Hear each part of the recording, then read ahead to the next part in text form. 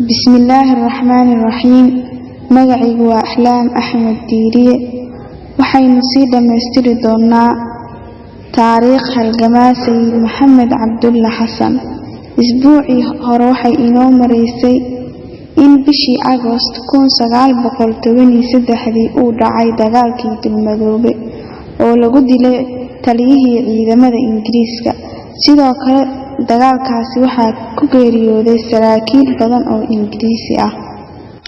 sidaa darteed Ingiriiska waxaa u muuqatay in dagaal bareer ah waxba sayidka lagaga qaadin haddii aan la bedelin tabaha hadda lagu socdo.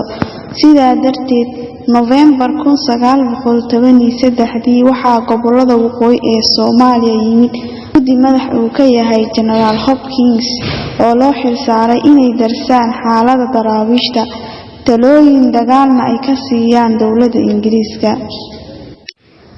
October 1919 baarlamaanka Ingiriiska wuxuu go'aan ku gaaray in sayidka sidii dowlad xoog leh oo kale mar kale ula dagaalamaan ayna duulaanka ka qaybgeliyaan ciidamada dhulka, cirka iyo badda.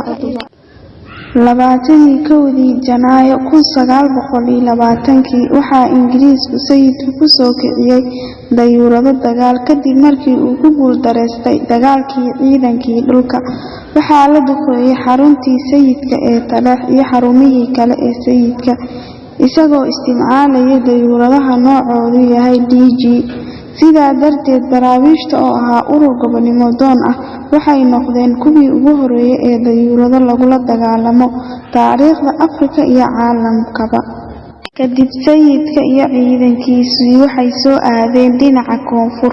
25 Abriil 1920 16 cisho oo socdaal ah ku soo gaareen magaalada Qorxey oo xaruntii sayidka u jirtay 40 mayl. sayidka erga kala duwan oo Ingiriisku soo diray wuu diiday, taasoo ahayd inuu isdhiibo hubkana dhigo si loo nabadgeliyo. ergadan oo isugu jirtay mashaa'ikh. 23 November 1920 ayuu sayidka ku geeriyooday degmada Imey isagoo marnaba ka samrin halgankiisii gobonimo doon ee uu soo waday 21 sano.